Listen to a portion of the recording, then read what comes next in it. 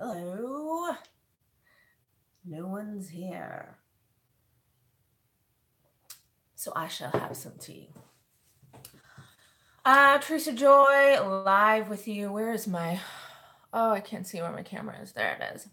I use my phone. There's this itty bitty little dot that I have to look at. Is this private or unlisted? I swear I put it as... Well, that would be bad. Both would be bad. Okay, it's public. 2 people. All right. I'm getting the hang of the Facebook Live thing. So, Teresa Joy coming to you live today. While we wait for people to show up, I will introduce myself again. In case you haven't seen me before, I am a guest here for Jordan Sheridan Reports. I have been a journalist for the better part of 3 years, an activist for the better part of my life. I am a mother. My daughter is 20. Hi. Johnny Nice. I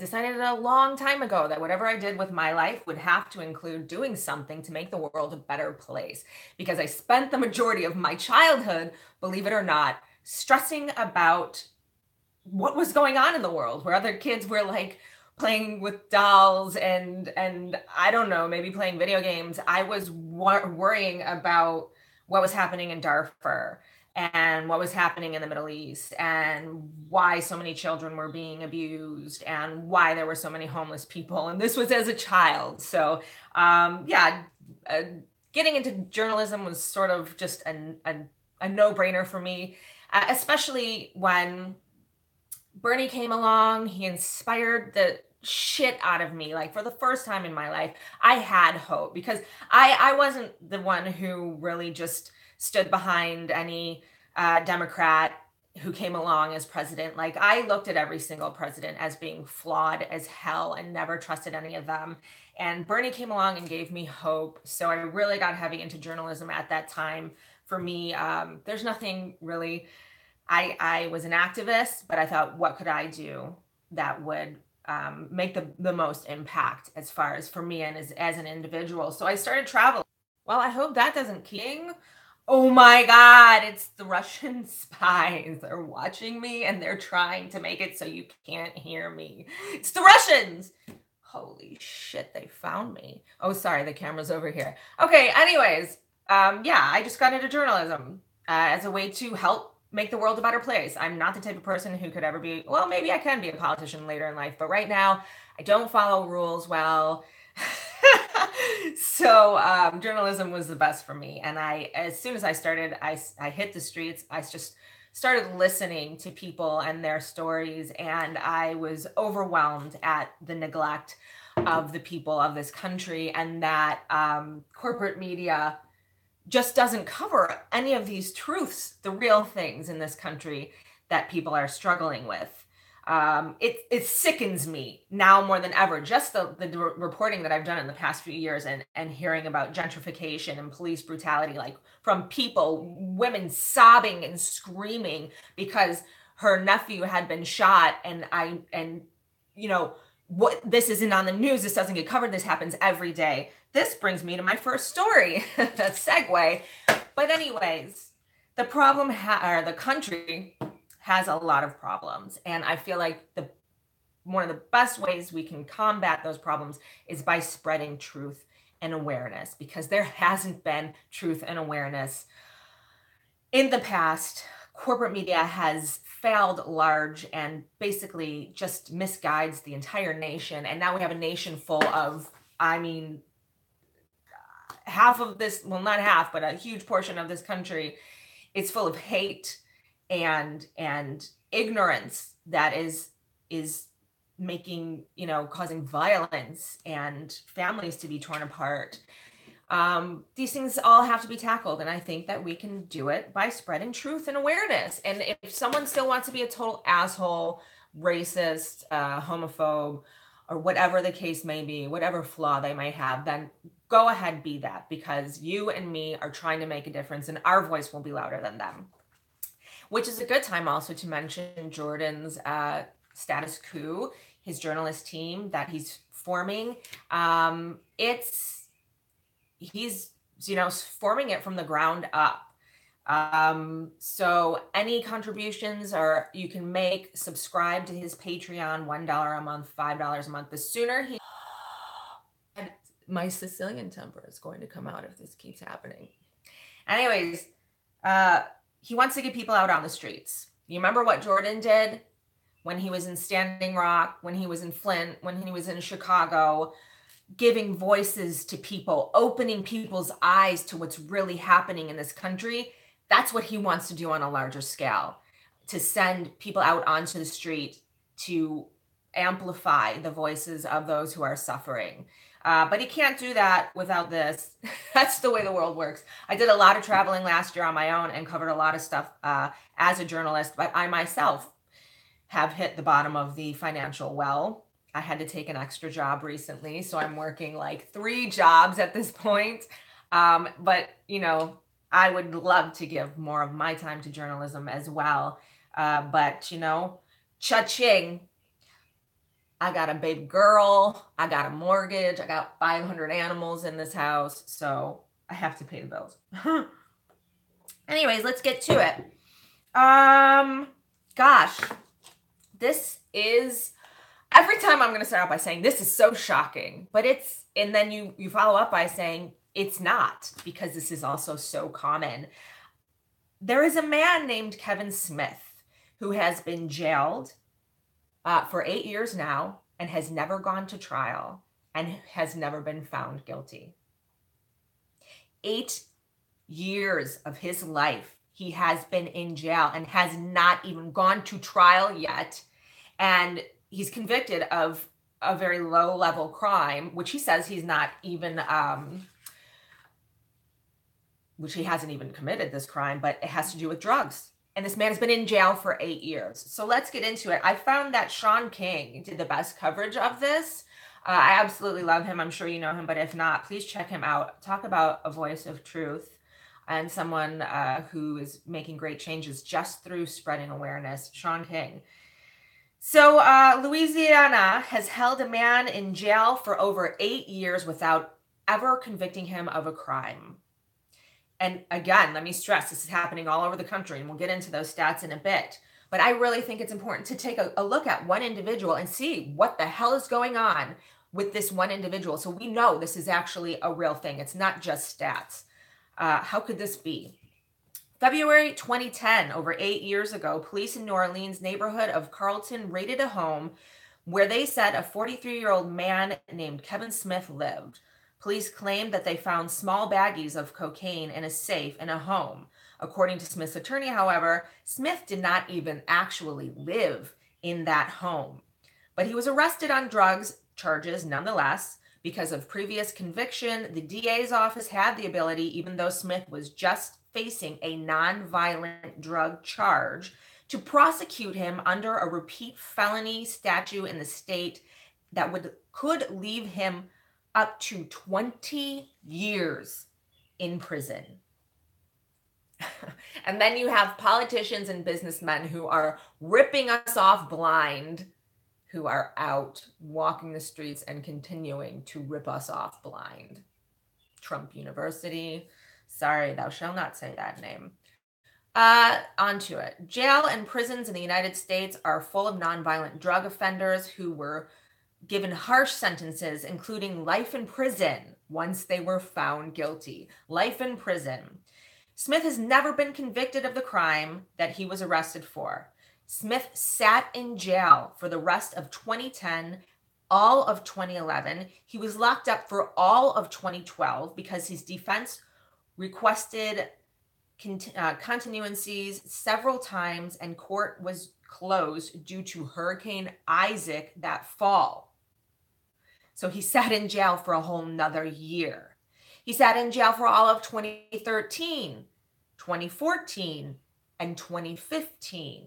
In 2014, after Smith had sat in jail for 4 years, prosecutors offered him a plea deal. They'd let him go on if he would plead guilty.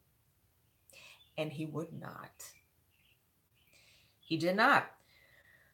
Smith refused. He maintained that he did not have any cocaine and was not guilty of the crimes that police and prosecutors were accusing him of. Now we're talking about a man who had just spent 4 years in jail and could potentially spend another 15 years in jail. But he held on to his, and he said, I am not guilty, and I am not saying that I am. Without even being convicted by a jury of his peers, local authorities kept Kevin Smith in jail anyways. They continued to keep him in jail. He remained there for the rest of 2015, all of 2016, and all of 2017. On November 13th, 2017, the judge in Smith's case granted... Okay, I thought it shut off. The judge in Smith's case granted a defense motion to quash the indictment against him, having been held in jail for nearly 8 outrageous years without even being convicted. It looked like Smith was finally going to have justice. So this is where it gets even worse. So they made it look like he was getting let out of jail. So the media stopped covering it. People believed that Smith was going to be a free man. So there was no more coverage, which there really was none of to begin with. So it left public view. They did not set him free. Smith was not a free man. So this is a letter that Sean King got. So he was tweeting about this, and with the belief that Smith had been set free. And Smith's family members had saw Sean King's tweet and were responding, he's not free. He's not free at all. So this is a letter to Sean King from Smith's family. Kevin is still incarcerated. He was released from New Orleans Parish Prison. However, the parole board is holding him until March 4th, 2022, without a trial, without having found him guilty. He had been in jail since February 2010. Kevin is currently being held at the River Correctional Facility. He still has not gone to trial. He still had not been found guilty, but he is still being held in jail. This time at a private prison, Riverdale Correctional Facility, managed by LaSalle Corrections, a family that has gotten filthy rich off of jailing more people per capita than any state in the country. So how is this possible? It appears that state officials claimed that Smith violated his parole by not properly changing his mailing address years ago, according to one of the former attorneys. And his family says that Smith will serve out his parole in the correctional facility until 2022, when, according to the court docket, his parole expires. In quotes, simply put, the district attorney was not able to convict him. Martin Regan, one of Smith's former attorneys, told him they dragged their feet, and when they got to the parole board, they brought people in who didn't know the case. The parole board accepted a testimony of unsworn witnesses who inaccurately presented the case. It was injustice. This man is now going on his 9th year in jail without ever having been convicted of a crime. It appears that his body is being housed and used for profit in jail and for some type of vendetta from local officials. He's in jail still, right now. This is the American incarceration system. This is happening to so many people. It just keeps cutting out, sorry. So, let's just look at the stats. How many people is this happening to in the United States? How much money is being spent on this? And what politicians are profiting from this? In the United States, 487,000 people are in jail on any given day awaiting trial. From Prison Policy Org, every year, 626,000 people walk out of prison gates, but 10.6 million times walk in each year. Jail churn is particularly high because most people in jails have not been convicted. Some have just been arrested and will make bail in the next few hours or days, but others are too poor to make bail and must remain behind bars until their trial, if their trial ever comes. Only a small number, 150,000 on any given day, have been convicted, generally serving misdemeanor sentences under a year. If you can look for it, I saw a piece on this actually by Oprah Winfrey. It was, I don't know if it was on 60 Minutes or 2020, but she takes you into the prisons and she talks to these inmates who have been in there for years awaiting trial. Many of them say they are not guilty, and just like this says, the majority of them are facing crimes that were not violent in nature at all. Pew reports, the U.S. incarcerates more people per capita than any other nation in the world. Approximately 1 in 100 adults, or more than 2.2 million people, are behind bars in the United States. In addition, another 4.6 million, or a total of 7 million people, live under some form of correctional supervision. The average cost of housing an inmate is approximately $20,000 to $30,000 per year and can go way higher. This price tag comes at the direct expense of public money that could be spent on public education, Medicare for all, public assistance, and it is one reason why so many states face fiscal crises today. To put this into perspective, the state of California spends 2.5 times more money housing and feeding its inmates than it does educating students.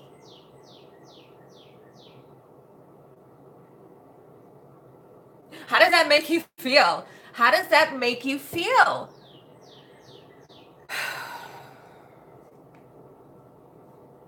Neck problems today, peeps.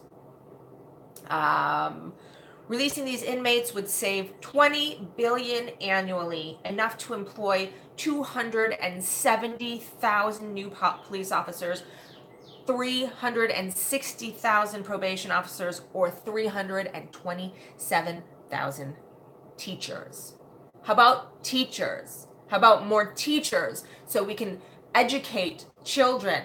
How about being able to pay for the heat in schools? How about those children that literally were sitting on the cement floor because they didn't have enough classrooms and they had their winter coats on because there wasn't heat in the building? How about all the teachers that have to pay for children's supplies? How about the teachers who pay for food for the children because these children are coming into school starving? They don't have enough money to have food at home. I don't know. But, oh no, let's continue to incarcerate people for selling marijuana when we're not giving anybody any other options because we're not, providing people with educations, or we're over-policing neighborhoods and just putting people in jail for shits and giggles. No, because it's for profit.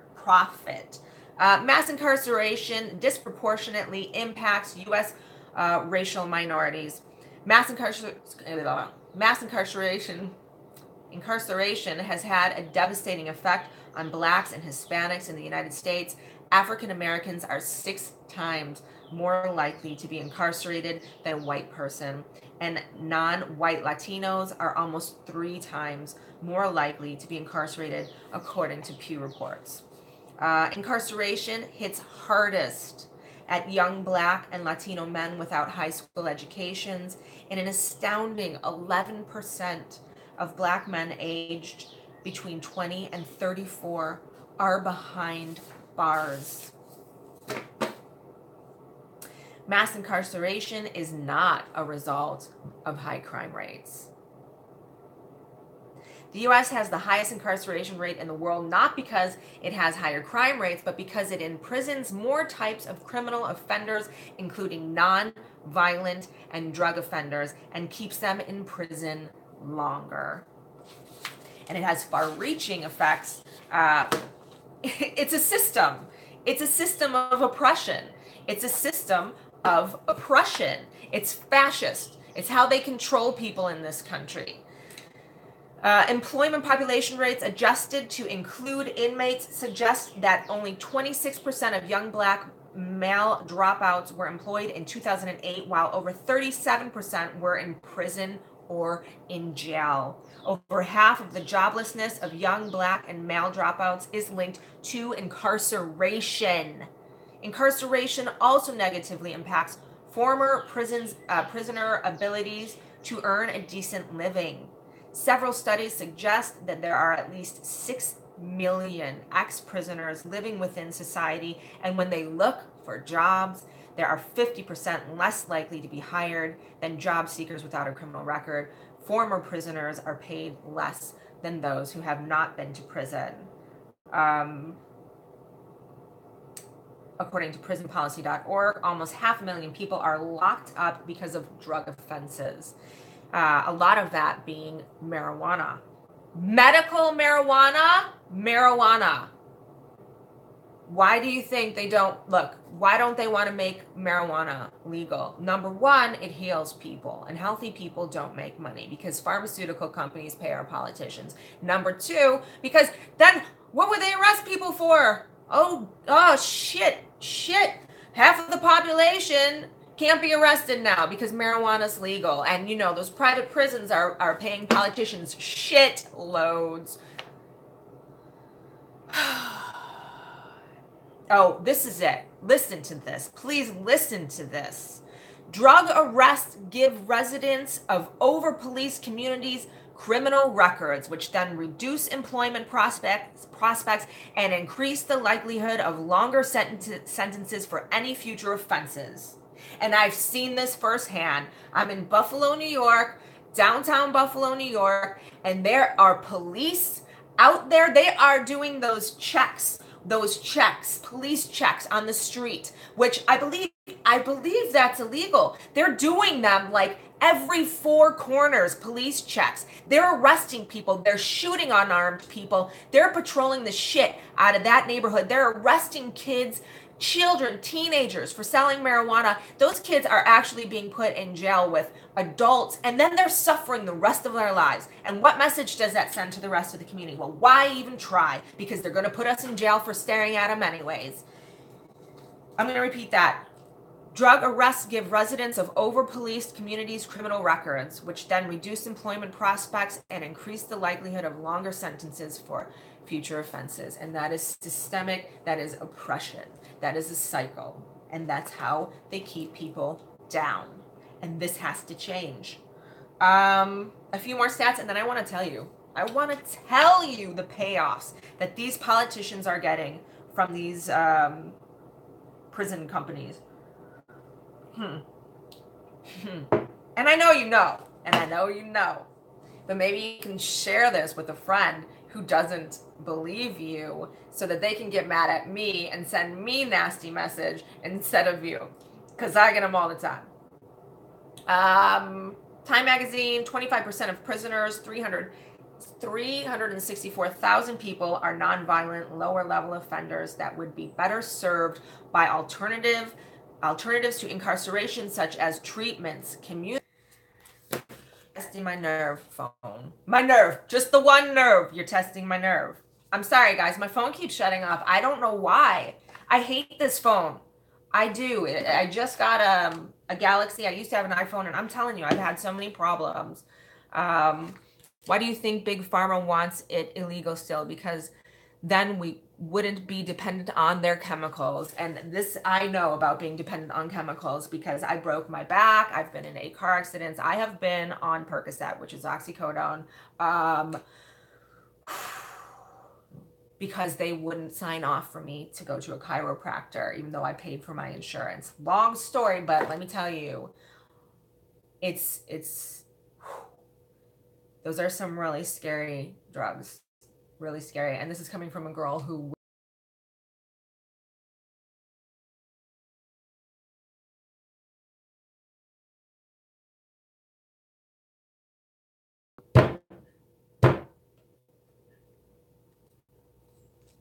Someone wish good juju on me here because my phone keeps shutting off and I'm about to smash it. You're going to see my temper come out here. Please let me get through this. Tellus. I have Tellus. Oh, okay, let's just get into the politicians' stats. Now I'm blurry. Sorry. Okay. The largest private prison in the United States, the largest private prisons in the United States are GEO Group and Corrections Corporation of America, CCA.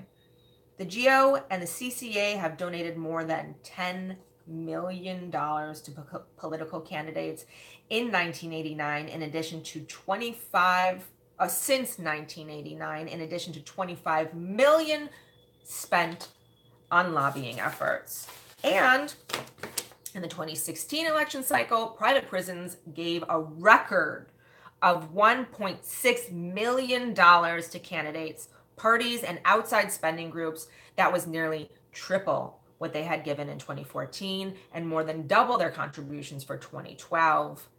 Most of the increase came in the form of donations to outside groups. The GEO Group was responsible for the most of it. It gave $300,000 to super PACs backing various Republicans, and a special donation to Republican presidential candidates, including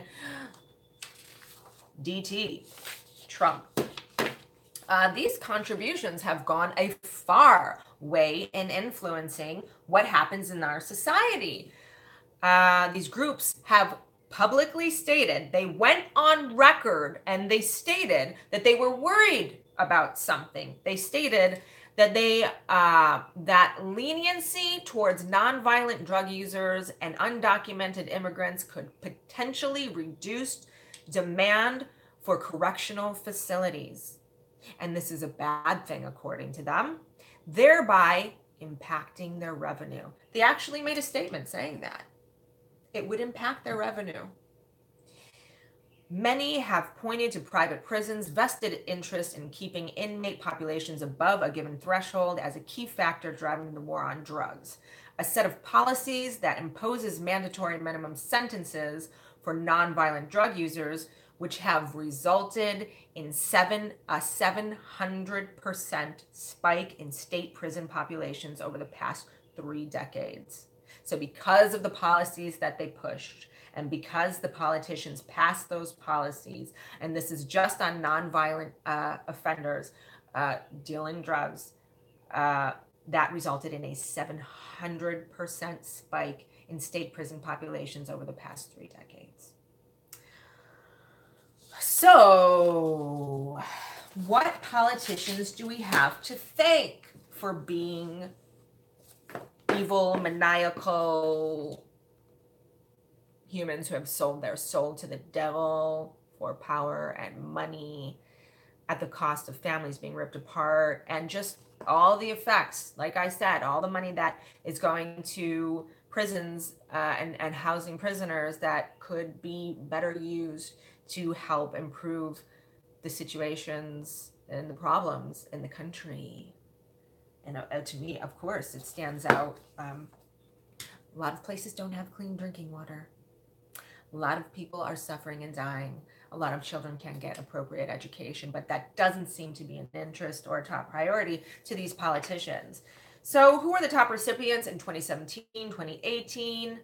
Republican John Clubbersome, Republican Henry Cuellar, Republican John Carter, Republican Orrin Hatch, not my favorite person, who is in Utah, and I have a bone to pick with him about Bears Ears. And Republican Steve Fincher. Now listen to this. Listen to who got paid and what they did in response to getting the payoff, how it affected the policies, how it affected the people in the country. Marco Rubio of Florida takes the first spot on the federal level with $26,000 plus in total receipts. Rubio was instrumental in steering the $110 million contract to GEO Group, while serving as Speaker of the Florida House and has received $40,000 from the GEO Group over his career. Well, thank you, Marco Rubio. How do you continue to be reelected? Is it because people don't know about this, or people are being brainwashed by propaganda that the country is full of bad hombres and drugs are the biggest problem in the country? Because I've heard it 1,000 times.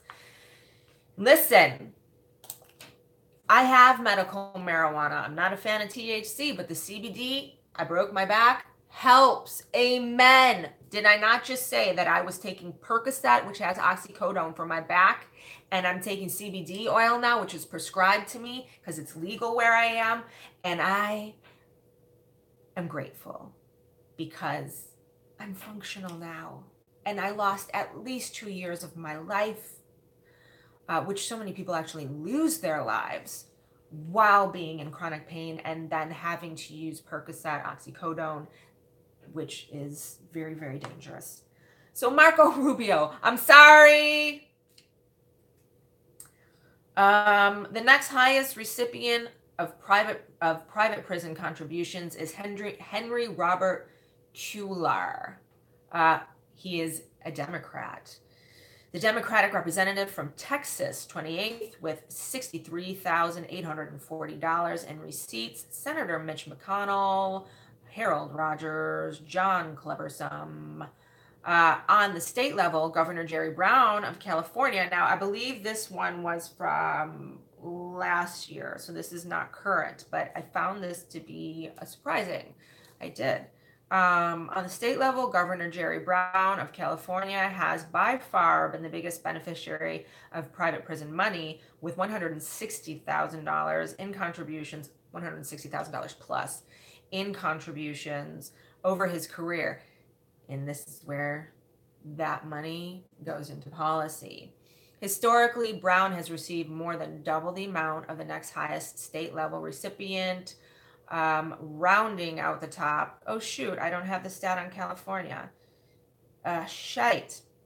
Hopefully it pops up. But anyways, also Vice President is one of the top. Our Vice President is one of the top recipients. Let me just see if this is the California stat. Unsurprisingly, the majority of private prison political contributions is going into states that have implemented controversial, highly punitive legislation, such as California's three-strike rule, Arizona's anti-illegal immigrant law, or Florida's drug legislation, one of the strictest in the country. These states, Florida, Texas, California, and Arizona, and New Mexico, also handle the bulk of undocumented immigrants held in ICE facilities, many of which are privately merged with GEO and CAA. So there you go. Money talks, and people are being imprisoned. And I didn't even go into how the private prisons are basically have been called. I don't even want to say that, but of the private prisons are becoming holding centers where illegal immigrants are being put and then disappearing. And I want to get back to cover what we have, a place in Buffalo, New York, where literally members of our community, people that I knew, good people, have disappeared. They're in there. They're in this private holding facility that is just, they've disappeared. This one man's family members have not heard from him. They cannot contact him, and he's been there for over 3 years. And I'm sure this is happening all over the country. It's very scary. We think we live in this polite country. We think we live in a country where people are treated with some kind of humanity, as opposed to other countries, you know, that Trump calls, what is it, shitholes. That's not true. We just do a really good job at covering up all the horrible things that our politicians do. And the media is accomplice to that by not telling the people of the country what's really going on. Again, brings me back to Status Quo, Jordan's group. The sooner he gets the funds, the sooner he can get journalists out onto the street covering these stories and actually cracking. Is that what it's called? Cracking stories? Cracking stories. Showing the country and the world what's really going on here. So this, let's just have some semi-good news here, please. I feel like it's getting very dark. Or it's just the fact that I'm blind as a bat and I'm getting my glasses sometime next week. I can't wait. I'm sorry if I can't see very well right now. But this is wonderful news commingled with horrible news. There is someone running for U.S. Senate in West Virginia who I love, absolutely love. She has been a long-time activist trying to raise awareness about the coal industry and what it is doing to the people in West Virginia and the pollution and the sickness, and also just generally how West Virginia's residents are suffering now, suffering not only from being sick from the pollutants, but, unemployment. And she was raised a coal miner's daughter, and she was proud of it. And her grandfather was a coal miner, but they got sick. And then she realized as time went on that her neighbors and children and everyone around her started getting sick. So putting the pieces together, actually, it's not even really hard to see because they have bubbling streams of toxic waste in West Virginia. So, and this, let me just say her name, Paula Jean Swearingen. Swearingen. She is incredible. She is running for Senate. And if we could just spread the word about her, because number one, she is incredible. But number two, she is running against some truly hideous men who are both funded very heavily by the coal industry and who have one man even went to jail for a year because his coal company was responsible for the death of 26 people in a coal mine that he was negligent to take care of. He went to jail for a year, and now he's running for Senate. I have to turn up the heat. I have to turn on the lights. Turn me loose.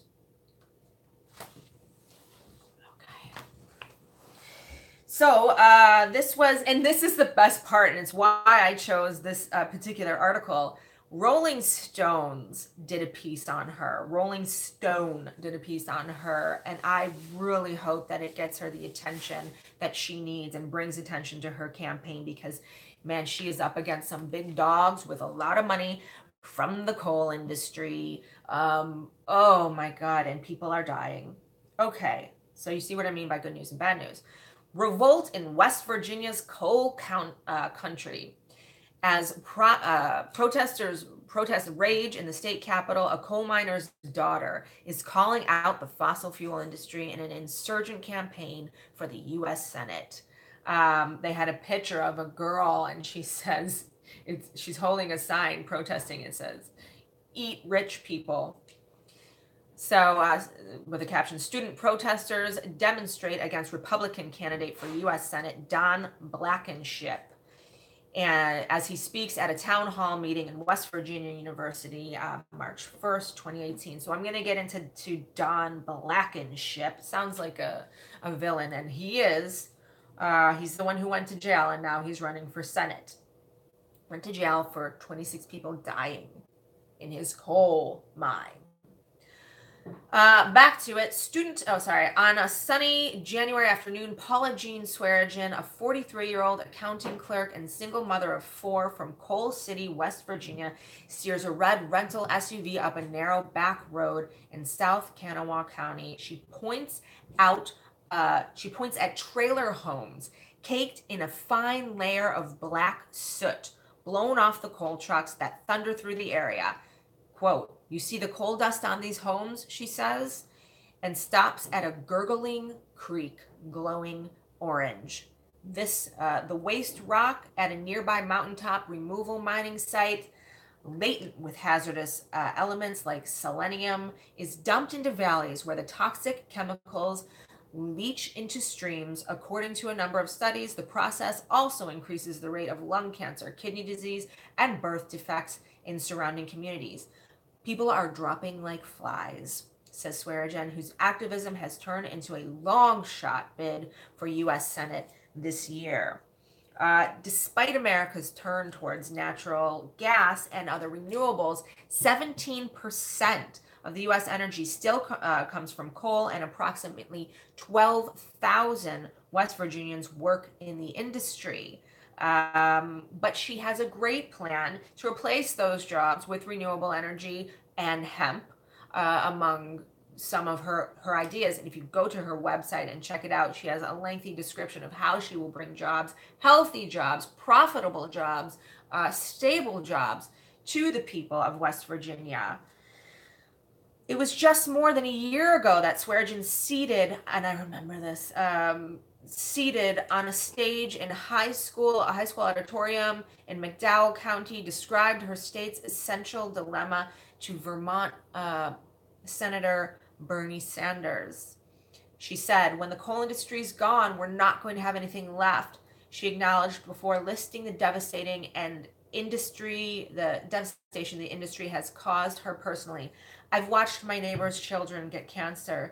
I buried my dad when he was 54 years old. I watched my granddaddy suffocate to death." At that point, Swearigan, weeping, reached over to hug Sanders, who consoled her in an embrace. "We need help," she said. It is now central to her movement, and it was her decision, the decision to launch her political campaign. My grandfather worked in a coal mine in Pennsylvania, and he had black lung as well. So, yes, people are employed and they can pay their bills, but it comes at a great price. "I see the senator as a public servant," she says, and not talking about Bernie Sanders, talking about the senator of West Virginia. "I see the senator as a public servant, and I think they've lost touch. They've become immune to people's suffering." I don't think they've ever cared about people's suffering, not these people. "Coal kills," says miner turned activist Chuck Nelson. "That is what's so criminal about it. Politicians know that, and they allow it." So, her opponent in the May 8th primary, one of her opponents is Joe Manchin, West Virginia's sole national level Democrat. He's actually a Republican dressed in blue. Most recently in the U.S. Senate, he has taken a role of the Democrats' token red state oracle, appearing in national media to decode his state's politics and answer softball questions about Trump County. Manchin remains, according to a poll conducted last summer by West Virginia Metro News, the state's most popular politician. For Swearigan to confront him, one West Virginia operative recently told Vice, is like David versus Goliath if David didn't have a sling or a rock. They love him. They absolutely love him. Although they are sick and unemployed, these politicians are filthy liars who say exactly what people want to hear. And that's how they get reelected. It doesn't matter if people are dropping like flies. But we're changing. Things are changing. Much has been made of the fact that Donald Trump beat Hillary Clinton in every single one of West Virginia's 55 counties, but that doesn't explain another lesson from the 2016 election. Sanders beat Clinton in every single one of West Virginia's 55 counties too. So she faces Senator Manchin. Let's talk about Manchin. Who is Manchin? He voted to confirm Trump's picks like Jeff Sessions, Neil Gorsuch, and Scott Pruitt. He has gone to dinner with the president in many, many times. He is decidedly not a member of the resistance, a former head of a coal brokerage firm. a lucrative business interest he maintained even while he was in Senate. Conflict of interest, conflict of interest. On his financial disclosure for 2009-2010, Manchin reported significant earnings from Energy Systems, Inc., a coal brokerage that he helped run before his political star rose. In the 19 months before winning his Senate, Manchin reported operating income of $1 million plus for Energy Systems. Conflict of interest. Conflict of interest. Manchin has the backing of the United Mine Workers of America, which represents more than 35,000 current and retired West Virginia miners. Senate Minority Leader Chuck Schumer has traveled down to Charleston to speak on behalf of Manchin. He has more than $5 million to spend on this election. Any donations from the mining industry? Of course. Manchin received more than $700,000 from the mining industry in 2009. Swearingen, with an average donation of $15, has raised $300,000.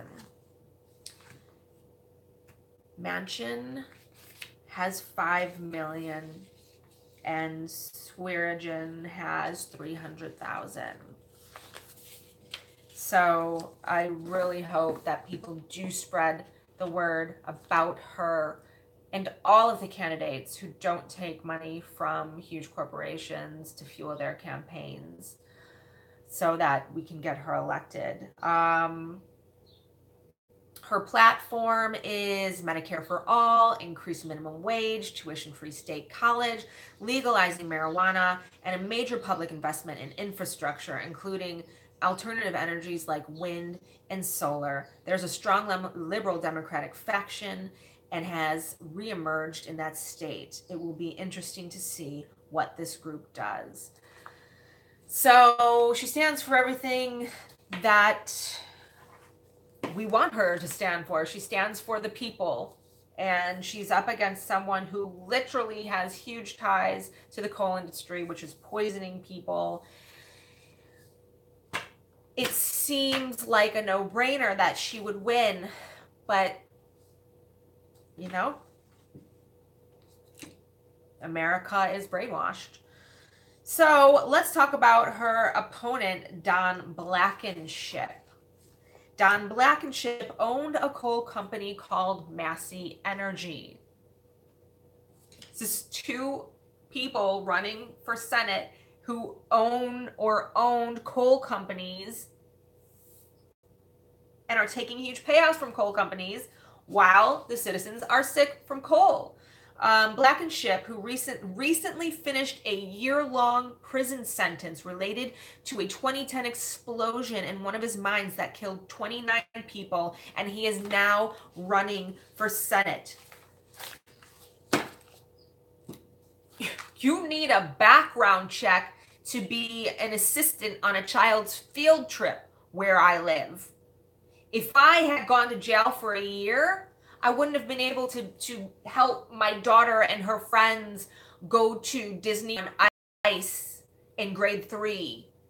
But this man can be a senator after having spent a year in jail for killing 29 people in a coal mine that he was found guilty of being negligent of things that could have prevented those people from dying. So this is a retired coal miner who worked for Blankenship. Chuck Nelson, a retired coal miner. Nelson loaded coal into underground mines for 30 years, 7 of which were spent employed by Massey Energy, a company, the coal company owned by Blankenship, to the outlaw mining regime, as Nelson calls it, ripped out safety equipment, including ventilation systems, to boost the pace of production. So that is what this man did for 14 of the years he worked for this Blankenship, who is now running for Senate. He ripped out ventilation systems and ripped out safety equipment in order to boost pace and production, and was ordered to do so by Blankenship, who is now running for senator of West Virginia. In the 1990s, mountaintop removal, Nelson has, now this is the man who worked in the coal mines. Nelson has had liver failure and kidney disease and now has black lung, which occurs as coal dust particles accumulate in the respiratory system. In 1990, mountaintop removal mining operations were set up on the ridgeline outside Sylvester, a small mining town where Nelson lived most of his life. His wife's asthma worsened. Neighbors died of seemingly rare cancers. The wind blew coal dust from a nearby plant and deposited it in Nelson's home. There was coal dust in the refrigerator, he said. That's how fucking bad it was. Now, at 62, he serves as a guide for the next generation of activists. Coal at each step of the cycle, the mining, the cleaning, the transportation, says Nelson, coal kills. That is what's so criminal about it. Our politicians know this, and they continue to let it happen. And this is happening all over the country, or all over West Virginia. I'm sure anywhere that there are coal mines, a coal preparation plant run by a subsidiary of Massey Energy, again, Massey Energy owned by Black and Ship, who is running for Senate of West Virginia, used to be loaded a few hundred, a coal preparation plant run by a subsidiary of Massey Energy used to be loaded with a few hundred feet from the nearby Marshfolk Elementary School, located a few hundred feet from the elementary school. Students found coal dust in their desks, their lockers, walking through the cafeteria, says Debbie Jarnell, co-director of Coal River Mountain Watch, who for years battled the state to relocate the school. A coal slurry impoundment, which holds 2.8 billion gallons of sludge, like residual of coal preparation process, sits just up the hill. Family members were so worried about the impoundment breaking over their heads of their children that they kept the children inside their homes when it rained. So they did protest this in West Virginia back in 2005. Protests erupted in the summer of 2005 as parties and parents and organizers demanded action by the state. Now, Manchin, who was then governor, refused to acknowledge the health hazards. An extensive investigation revealed no evidence of health risk or regulatory non-compliance, read a letter from Manchin's office. Manchin didn't see the water fountains getting covered in coal dust, says Nelson. He didn't see the kids getting sick. He didn't see the teachers dying of cancer. He just ignored all that shit. And he is still running for Senate. Brushy Folk coal slurry impoundment is the largest in America. It holds roughly 9 billion gallons of toxic waste behind a dam that at over 900 feet is the tallest in the United States. And like the rest of West Virginia's 100 plus coal slurry impoundments, it is made of mining waste rock. Now, these, I don't want to call them dams. Yeah, it is a dam. These dams have broken in the past. Let me say that again. This is holding 900, it's 900 tall. It is holding roughly 9 billion gallons of toxic waste over this town. In 1972, a failure at the nearby Buffalo Creek impoundment sent a 30-foot high tidal wave of viscose coal slurry through a series of communities, wiping out hundreds of homes and killing 125 people. That was who died on impact, or because of that, immediately. How many other people died later from diseases that they got from the chemicals and from the residual chemicals that were left in the neighborhoods and in the ground and in the waters? So this dam broke, and now there is a 9 billion, I mean, they're all over West Virginia, and this one particularly, 9 billion gallons of toxic waste. Jack Spadaro, the former director of the National Mine Health and Safety Academy, who was called into the Buffalo Creek breach as a 23-year-old engineer executive, says Brushy Folks Dam, the one that's holding the 9 billion pounds of toxic waste is similarly experiencing excessive pore pressure that could cause it to fail. The impoundment, he adds, rests atop unstable ground, ungrounded mines. He's warning people right now that this thing is going and nothing's being done about it. Going back to the prison industry, how about some of those tax shit? I have freaking 15% left. How about some of the taxpayer dollars that are going to imprison people that should not be in prison, should be going to make sure that this 9 billion gallons of toxic waste is not dumped onto this community. No one's trying to fix this. They're just trying to pretend it doesn't exist. And the current senator literally has said there's no problem going on at all while people are dropping dead. Across Appalachia, surface mining has demolished more than 500 mountains, some 2 million acres of forest hills, and contaminated 2,000 miles of streams. Those aren't just numbers, that's real. This is what we're doing to our planet. This is what we in the United States, not we, you and I, but others call a booming economy. A booming economy. What will there be left when money means nothing? Money will mean nothing if we don't have clean water, if we don't have clean soil to grow crops, if we don't have bees to pollinate those crops. People will not be fighting over money. Trump can throw his billions, Manchin can throw his millions. Ain't gonna buy them shit when people just need food and water. So the good news here, Swearengin and others want to make hemp farming a staple in West Virginia economy, which would be so lucrative and really, really help the ecosystem as well. The state legislature has already started moving on some of these initiatives. Last year, West Virginia passed a bill allowing licensed residents to grow industrial hemp for commercial purposes, and the state legislature is in the process of creating an in-state seed certification program. In April, a bipartisan legislation to facilitate hemp farming was introduced by Mitch McConnell.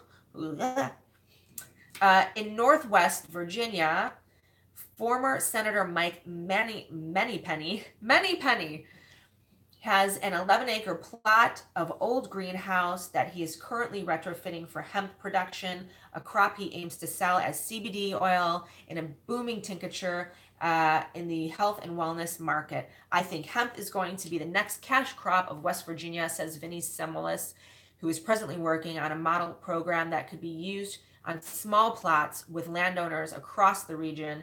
It would be great for people to have a choice. You can go to work in the coal mines or you can grow hemp. You can grow hemp and you can prevent diseases and heal your ailments. This is the way that the United States should be. And we have these ideas. We have these people pushing these ideas, but we have to make sure that they're elected. We got to stop the bad guys. Oh my gosh. I've been talking for an hour. I haven't even gotten to my last story. My phone's about to die. I might just come on later or I work tomorrow. Okay, so let me just skip some of this, but let's just talk real quick about Paula Jean, what she stands for. If you want to check out her website, please do and spread it, spread the word. So Medicare for all, a living wage for workers' rights, ending corruption in Washington, energy diversity, creating jobs, women's reproductive health, veterans issues, tackling the addiction crisis, equal rights for all, comprehensive cannabis reform, creating a justice system, addressing climate change, and guns. I want to just talk real quick what she means when she says guns. I know this is a hot topic. I fully support both the Second Amendment and the common sense gun measures. Again and again, we find that even though nearly 90% of Americans support expanded background checks, Congress has repeatedly failed to take actions. Many of our representatives of both parties have taken piles of money from gun lobbyists while they kneecapped any legislation that would even marginally cut into manufacturers' annual record-breaking profits, even when the public is demanding it. 2017 was the deadliest year for mass shootings in modern history. 2018 is almost on pace to eclipse 2017. Every loophole for background checks should be closed. The reporting criteria for checks must also be made mandated and further expanded to include red flag behaviors like non-gun violence, threats, mental health incidents, and school disciplinary actions. I also found the lead of our trained and experienced military. I also follow the lead of our trained and military veterans and law enforcement who believe that high capacity magazines and modifications to the modern sporting rifle platform to enable military style firing functions, sometimes referred to as assault weapons, should be restricted. So that was Paula Jean Swearigan, who is running for Senate in West Virginia. Oh my gosh. I want to go to West Virginia. I want to cover those stories. I want to interview those people. I want you to see those people so you can share it with others who are going to vote.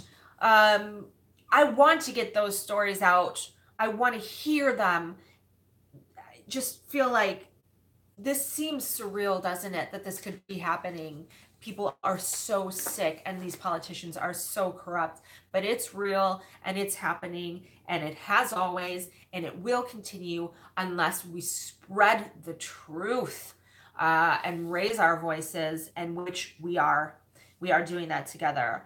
So it seems very, very sad, but let's focus on you and me and all the people we know who are fighting corrupt politicians and fighting environmental genocide as well as we can. And I believe that the power of the people can win. So I don't know what percentage I have left. Oh my gosh. I drove 14 hours somewhere and 14 hours home this past week and slept on like a cardboard mattress, and woo, I'm paying the price. I need some more CBD oil. So this last story again is it's along the same lines. It's just the environment is under assault and the people are under assault. So for 15 years, Energy Transfer Partners pipelines leaked an average of once every 11 days. Once every 11 days for the past 15 years, Energy Transfer Partners pipelines has leaked. 5,475 days, 527 pipeline spills.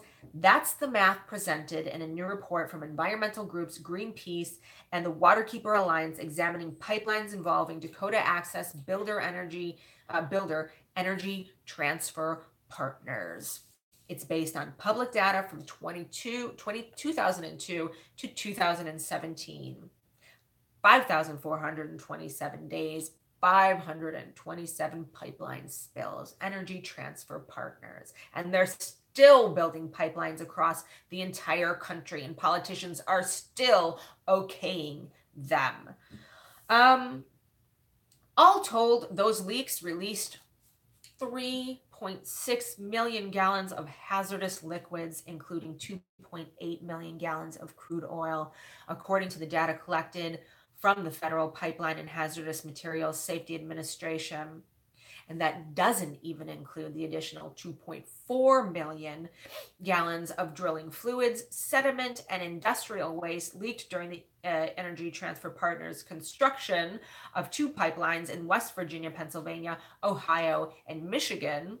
Also left out is air pollution and leaks from natural gas pipelines, which were beyond the scope of the new report, but would play a significant role in climate change and can cause explosions. So this is their track record.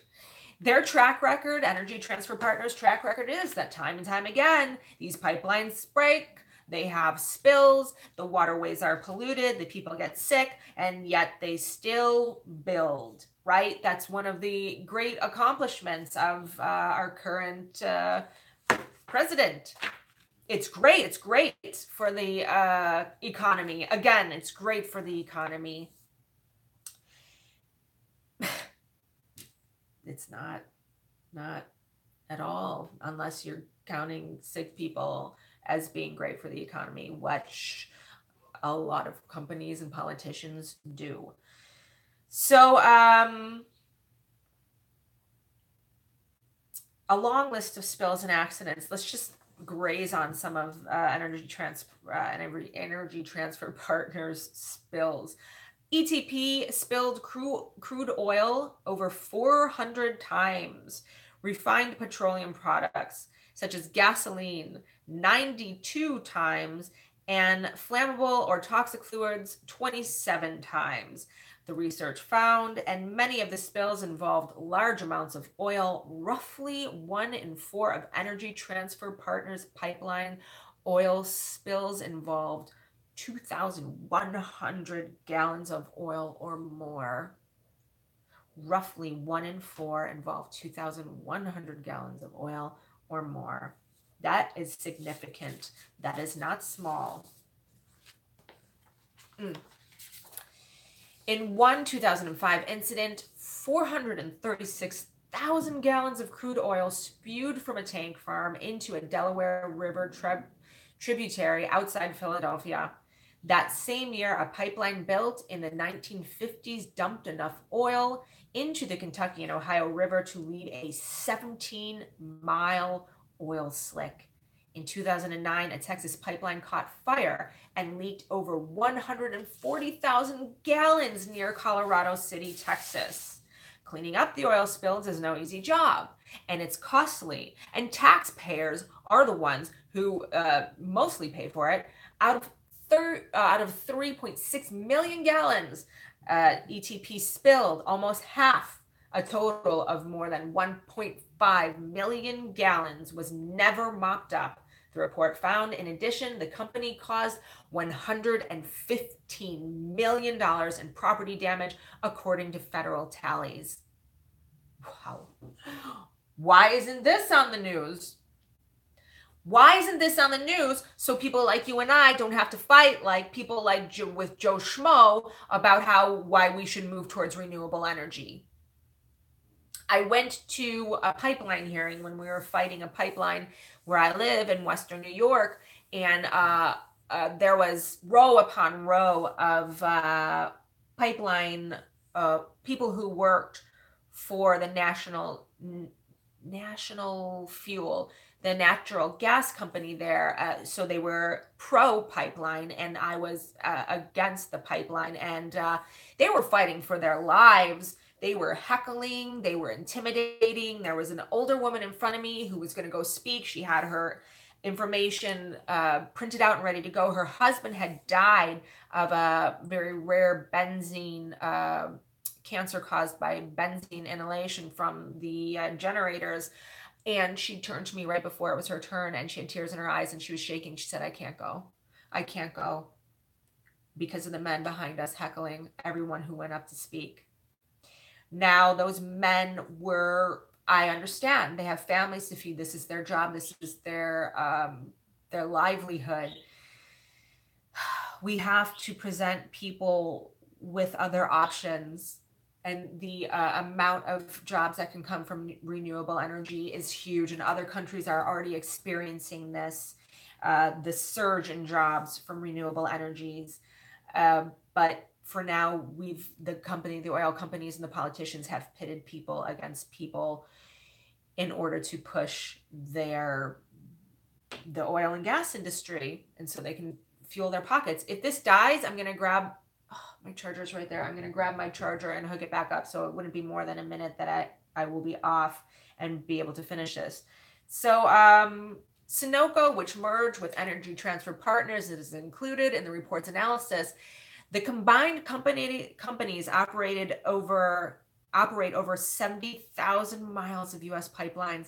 That's nearly long enough to encircle the Earth 3 times.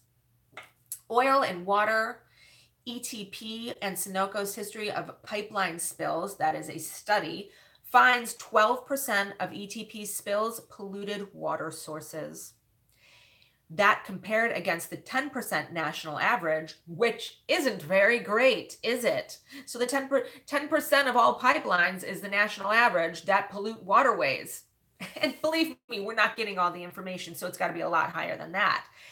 3 out of 8 incidents nationwide were PHMSA, specifically noted harm to drinking water supplied involved Energy Transfer Partners.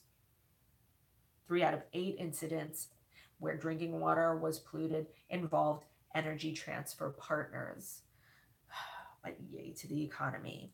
The pipeline industry record has grown worse over time. The report notes reaching a peak of 454 spills in 2015 before dropping slightly to 404 in 2017. But these pipelines are aging, just like the pipelines that carry water that's full of lead.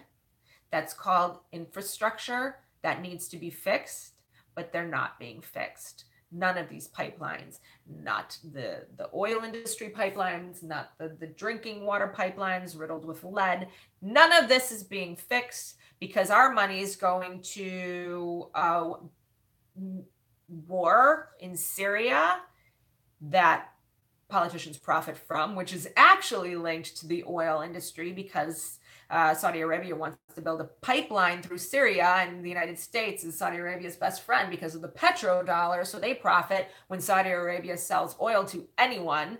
So they're bombing Syria and killing civilians and telling Americans that it's because they feel bad that children are being gassed by Assad, when in fact it's the United States who's launching massive airstrikes in Syria every day, killing elderly people and women and children, and lying to the American public about it because they just want to put a pipeline through so that Russia is no longer the supplier of oil for Europe, so that Saudi Arabia can be, so that the good old petrodollar can continue to pad the pockets of oil companies and politicians in the United States.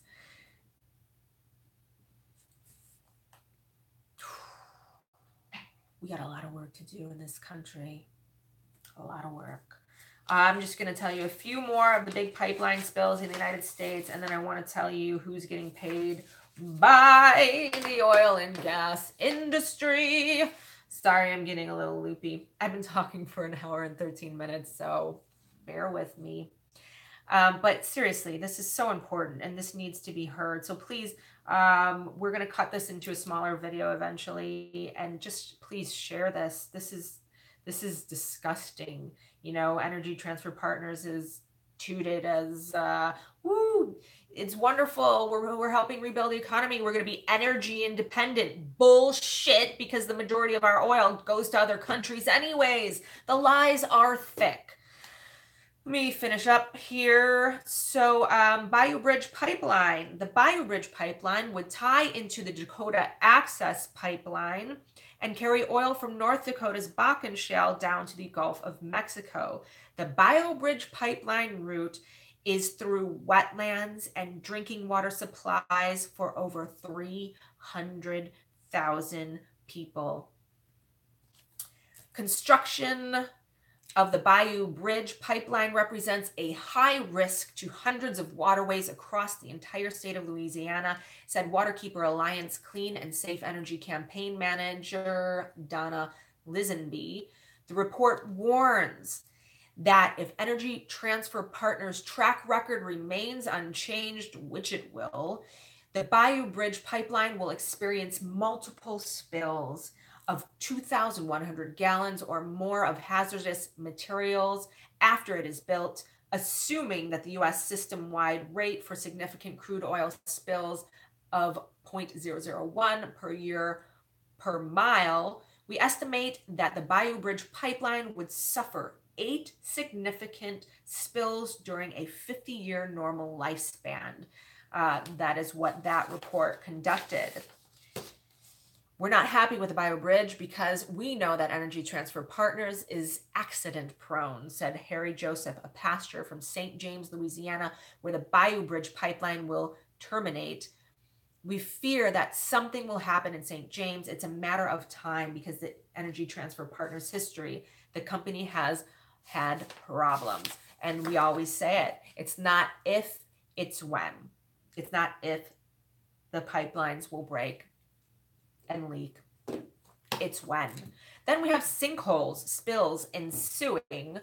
Pennsylvania Mariner East 1 and 2 pipelines. A new report tallied over 100 inadvertent releases of accidents, some of which contaminated local water wells, polluted local trout streams, and even caused massive sinkholes to open up. One of these sinkholes was only 300 feet from railroad tracks where Amtrak trains ran. A local commuter rail operates. So prompting the state to an emergency shutdown of the pipelines. 300 feet from Amtrak, this sinkhole opened up. Would it have made the news if it did open up and swallow a train full of people? Maybe briefly.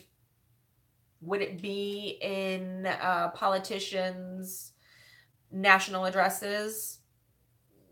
Not the politicians who currently run the country. A West Cornwall farmer, Phil Stober, told in ABC News, "This is an organic farm, and if it damages our groundwater, what resources do we have?" The company's most notoriously controversial project was, of course, the Dakota Access Pipeline. The pipeline alone leaked 4 times in 2017. In addition, 3 incidents along the full stretch of the Dakota Access Energy Transfer crude oil pipeline were also reported to federal authorities, including roughly 5,000 gallons of oil spilled in Tennessee. It wasn't a question of if, it was a question of when. Other Energy Transfer Partner pipeline construction projects that had a lower national profile but also caused major spills. The Permian 2 Express Pipeline, ever hear of it? Did you hear about this? Dumped 361,000 gallons of crude near Sweetwater, Texas, in the largest pipeline leak in 2016. Did you hear about it? Did the people who are so gung-ho for oil and for politicians who push oil, did they hear about this? Did they hear about this $361,000 of crude oil that spilled near Sweetwater, Texas? Energy Transfer Partners. Balls. I have this segment labeled Balls. Last August, ETP sued Greenpeace. They sued Energy Transfer Partners, who are polluting the waterways all over the United States, had the balls to sue Greenpeace, BankTrack, and Earth First, claiming that anti-pipeline advocates were engaged in racketeering against the firm and demanded $900 million in damages. Energy Transfer Partners demanded $900 million in damages from Greenpeace. Greenpeace is currently defending against those charges in court and argues that the case is what's known as strategic lawsuit against public participation amid a silencing discussion of harms caused by ETP. Now, a federal judge has dropped the charges against Earth First, but the lawsuit still goes on against Greenpeace. What would happen if that went through and Greenpeace had to pay $900 million, and all that Greenpeace does, and they're just fighting that we have clean water and clean air, fighting that the industries stop attacking the planet and the people. Crap, I'm gonna die. 5%. Renewable energy now employs more people than oil. Renewable energy now employs more people than oil globally. For the first time, there are more people employed in renewable energy worldwide than there are gas and oil. You know what? I'm going to take 1 second. I have about 2 more pages left, and then I will say goodbye. But I just want to get my charger. This is guerrilla style reporting coming to you from me. And this phone was fully charged. Whoever is a fan of, what is this called? Not iPhones. Whoever is a fan of Samsung, I don't know. I beg to differ. I'm having some very serious problems with this phone. Here we are. Boop. Energy. Fired up, ready to go. I need a sip of tea.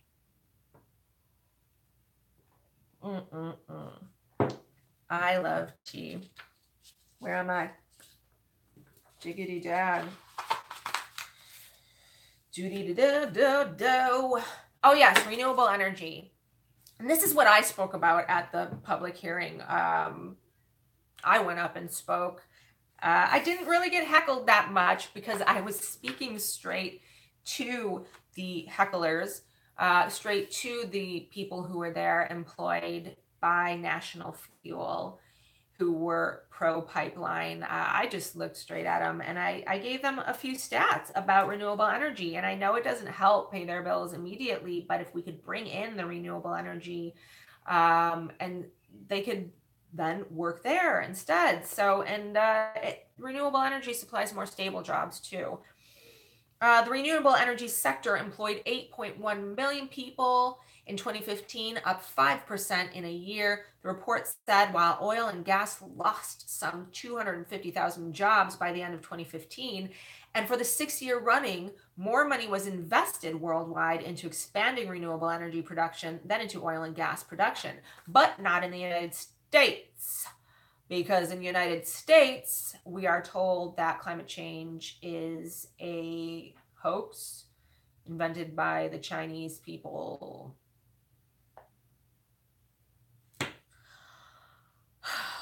We're also told that NASA is lying to us, according to many people, because on the NASA website, they have this beautiful section for climate change. And now so many people believe that even NASA lies because certain politicians tell them that everything is fake news.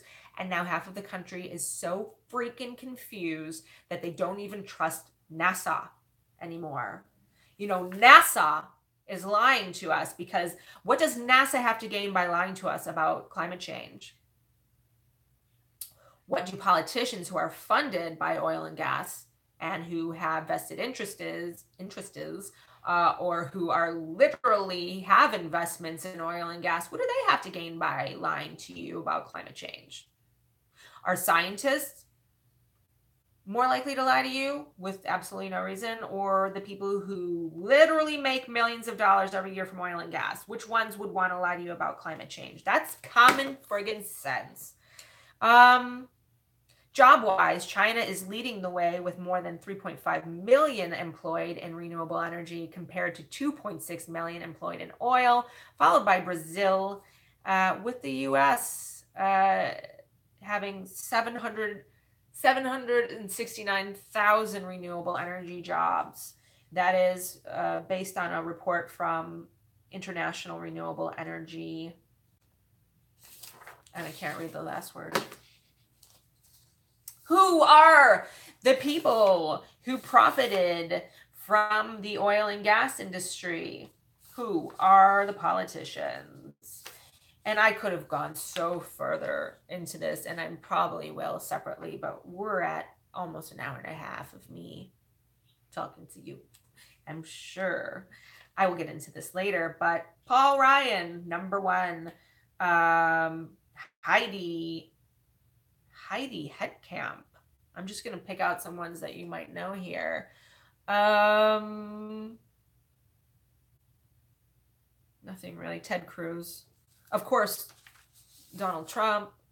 Okay, how about this one? 20 top 10, 20 recipients in 2016. Number one, Ted Cruz with 1,500,000. Number two, Donald Trump with 924,000 plus. Number three, Hillary Clinton with 900,000 plus. Good old Marco Rubio coming in with more than 700,000. Paul Ryan with more than 600,000. Lisa Murkowski. Woo! Let me talk about Alaska. Oh, with almost 600,000. Jeb Bush. They just covered all their bases, didn't they? With 600,000. Rob Portman, Kevin Brady, Tommy Johnson, Kennedy, Ayotte, Young, McCartney, Hurd, Blunt. Heck. Okay. Bottom line is, oil and gas industry covered their bases in the 2016 elections very well. I don't see Bernie Sanders on this list. In fact, I didn't see him on any of the lists I look at. So, can politicians be bought by huge corporations? Yes. Can huge corporations influence the policies in this country? Yes. Can the policies in this country kill American citizens? Can they affect the future of our children? Can they make us sick? Yes, yes, yes. Are the politicians using money on things like the jail industry, the prison industry? Are they putting money into that they should be putting into other things, like ensuring these pipelines don't break? Or how about pushing moving towards renewable energy? Yes, yes, yes, yes, yes. So, but is there hope? Yes, hope is in the form of these wonderful new progressive candidates who are running and trying to take back the country. This woman, Paula Jean Swearigan, she is a single mother of 4. She watched her father and her grandfather die. She watched her friends and children die and suffer from the coal mining industry, the effects of the coal mining industry, and she has stepped up. I did a story the other day about another candidate who is stepping up. Her son was shot 14 times. He was unarmed, and she is now running for city council. This is happening all over the United States. There were 2 other people in this story that were activists who have been working tirelessly to stop injustices, who are now running for positions in the government. That is our hope. We need to spread the word about them all and spread the truth. So that being said, if you like what you're seeing, if you like Jordan's work and you want to see other people, you want to see other people out on the streets doing what Jordan did in the past, with Standing Rock and Chicago and Flint, and really bringing attention to the injustices in this country, by being there with a camera, by letting the people speak. Then we can all share that on social media, and we can cause a revolution. How do you think people learned about Standing Rock? It wasn't corporate media. They didn't cover it until the veterans went in, and then they had to cover it. But then it went away again. They never followed up on anything. How do you think it was through independent media? It was through reporters like Jordan, who were out there just with a camera and a mic, just spreading the truth to you so you could spread the truth to others. It was because of you that we were able to get the word out about Standing Rock, and even Flint, same thing. And this is happening all over the country. Listen to these stories that I'm reporting on. I didn't find these stories on CNBC or MSN, or I didn't find them, on CNN. You have to dig for a lot of these stories. But these are the stories that need to be heard. So if you want to help change the country, please help support Jordan's journalist team, Status Quo. Like I said, he's starting from the ground up. his goal is to get out onto the streets himself, and to have other journalists get out onto the streets as well in the way that he did in the past, so that we can just be all over the United States reporting on all the injustices and shedding light on them and bringing a spotlight to them. But also, it's really important because the elections are coming up, and honestly, I don't know if we could handle another 4 years of corporate shills running this country. I don't know if the planet can handle it. I don't know what kind of wars may happen if we have another 4 years of Trump. So yeah, I think it's the right time for a journalist team like Status Quo that Jordan wants to put out there. So if you can at all, you can join his Patreon, subscribe to the Patreon. You could do anything from $1 a month to 5 to 10 to 20, 30, whatever. I mean, look at Bernie's campaign, how much he got, small contributions from a lot of people, and look at how far he got. So, and I know what it's like not to have money. Trust me, I have like 3 jobs right now, but I do know when something's worth investing in, even in the smallest capacity. So, anyways, thank you for joining me today. If you have any ideas, any stories that you want me to cover, or Jordan, just put them in the comments and we will take a look at them. Definitely. If anything's happening in your hometown, or if there's any, I absolutely love covering politicians who are running the underdogs